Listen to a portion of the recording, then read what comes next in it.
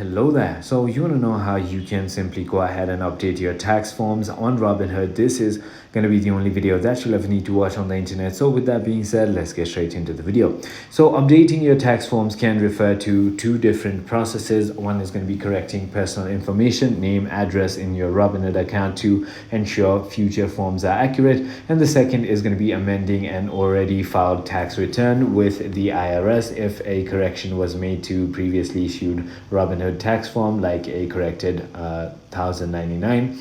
So here are instructions for both scenarios. Updating your personal information in Robinhood, you need to simply go ahead and select the account or person icon tab, then the menu 3 bars icon in the app, and then go to the settings, personal information, and then into address. Once you've done that, enter your new address and follow the prompts to save the changes. To update your tax certification, which is W9 or W8 BEN, all you need to do is select the account tab, then the menu 3 bars icon in the app, then go to settings and tax certifications. Follow the on-screen instructions to update your US or non-US tax residency information and submit the appropriate form. W9 for US persons, W8 BEN for non-US persons.